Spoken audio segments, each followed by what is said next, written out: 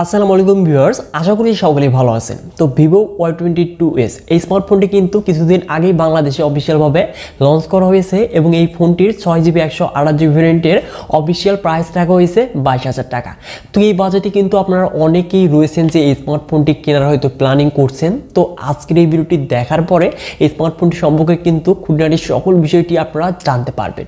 বিশেষ করে এই স্মার্টফোনটিতে কিছু পজিটিভ দিক রয়েছে, কিছু নেগেটিভ দিক রয়েছে এবং ভিডিওর শেষে কিন্তু আমি বলে দেব এই ফোনটি আপনার জন্য এই 22,000 টাকা বাজেটে কেনা উচিত কিনা। তো অবশ্যই ভিডিওটি প্রথম থেকে শেষ পর্যন্ত দেখবেন এবং এই চ্যানেলটিতে নতুন হলে চ্যানেলটিকে সাবস্ক্রাইব করে হয়েছেন ফ্যামিলির একজন নতুন সদস্য। So viewers, let's start this video.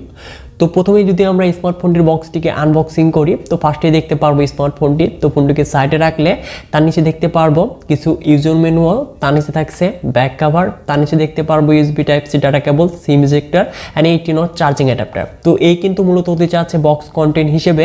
তো এবার যদি মুভ করা যায় এই ফোনটিতে, তো এই ফোনটির ফ্রেম এবং রিয়ারে দেখতে পারবো আমরা পলিকার্বনেট ম্যাটেরিয়াল, যেটি কিনা গ্লসি ফিনিশিং এর সাথে আসতে যাচ্ছে এবং রিয়ার প্যানেল দেখে যে কেউ কিন্তু গ্লাস মনে করতে পারেন, তো আসলে কিন্তু এটি গ্লাস নয়। তো পলিকার্বনেট ম্যাটেরিয়াল।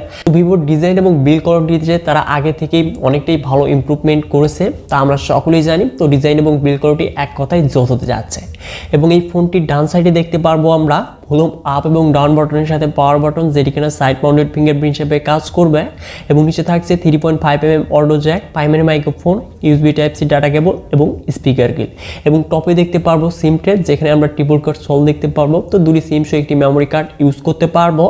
তো এবার যদি মুভ করা যায় এই ফোনটির ডিসপ্লে সেকশনে, তো এখানে আমরা ওয়াটারড্রপ নচের সাথে 6.55 inches IPS LCD display panel দেখতে পারবো, যার রেজুলেশন HD+।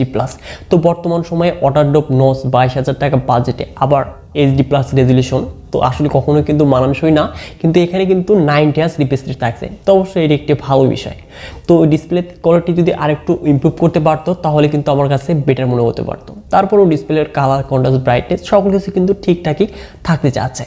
তো এবার যদি মুভ করা যায় এই স্মার্টফোনটির পারফরমেন্স সেকশনে, তো অ্যান্ড্রয়েড ভার্সন 12 সাথে ফান্টাস 2 প্রদান করবে, যেখানে চিপসেট হিসেবে থাকছে কোয়ালকম স্ন্যাপড্রাগন 680, যেটি কিনা 6nm আর্কিটেকচার তৈরি একটি অক্টা-কোর প্রসেসর, যার সর্বোচ্চ clock speed 2.4 GHz, GPU Adreno 16।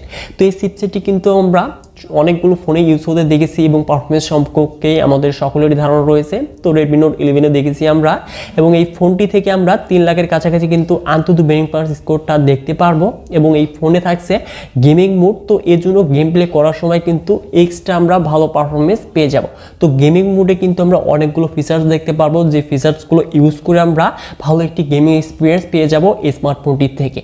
তো এই ফোনটি দিয়ে আমরা পাবজিতে স্মুথ হাই এবং HD হাই সেটিংসে গেম প্লে করতে পারবো এবং আদার যে গেমগুলো রয়েছে তো সেই গেমগুলো কিন্তু আমরা ইজিলি প্লে করতে পারবো এই স্মার্টফোনটি দিয়ে। তো অবশ্যই এখানে যদি আরও একটু বেটার কিছু চিপসেট যদি দেওয়া থাকতো তাহলে কিন্তু আমার কাছে মনে হয় বেস্ট হতে পারতো, কারণ 22,000 টাকা বাজেটে কিন্তু আমরা এর চেয়ে ভালো কিছু এক্সপেক্ট করি। তো অবশ্য এটিও কিন্তু খারাপ বলা যায় না, এভারেজ বলা যায়।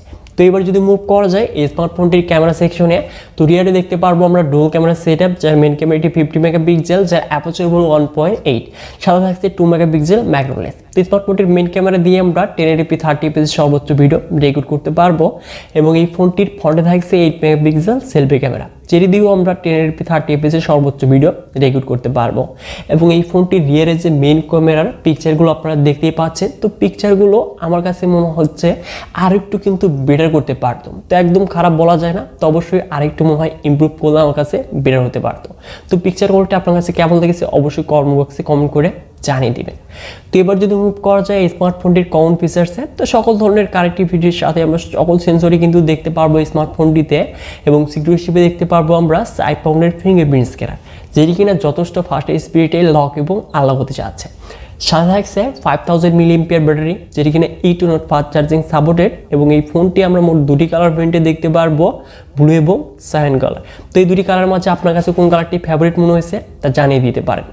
তো এবার যদি আসা যায় এই স্মার্টফোনটির প্রাইসে, তো এই ফোনটির 6GB 128GB অফিসিয়াল প্রাইস রাখা হয়েছে 22,000 টাকা। তো এই বাজেট অনুযায়ী এই স্মার্টফোনটি থেকে আর কিছু কিন্তু বেটার আশা করা যায়। কিন্তু বলতেই হচ্ছে যে ভিভো তারা কিন্তু সবসময় আমাদের প্রাইসটা একটু বাংলাদেশে বেশিই রাখে। তো সেই তুলনায় এই স্মার্টফোনটিকে কিন্তু অ্যাভারেজ বলা যায়। তো এই স্মার্টফোনটির যদি আমরা নেগেটিভ এবং পজিটিভ দিকগুলো নিয়ে কথা বলি, তো নেগেটিভ দিকগুলো নিয়ে আসলে তো অবশ্যই ডিসপ্লে সেকশনে এখানে যদি ফুল এইচডি প্লাস রেজলিউশন থাকতো এবং পাঞ্চল থাকতো তাহলে কিন্তু এক কথায় জোস হতে পারতো, এবং চিপসেটটি যদি আরেকটু এখানে বেটার কোনো চিপসেট ইউজ করতো তাহলে কিন্তু আমার কাছে বেটার মনে হতো।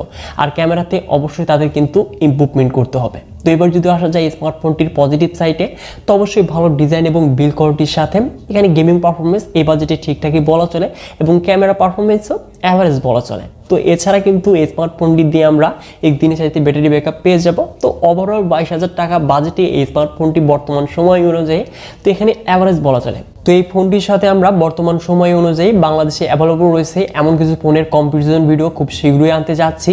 তো অবশ্যই এই জন্য আমাদের এই চ্যানেলটিকে সাবস্ক্রাইব করবেন, আর এই ভিডিওটি আপনাদের কাছে কেমন লেগেছে তা ভিডিওতে লাইক করে কমেন্ট বক্সে কমেন্ট করে জানিয়ে দেবেন।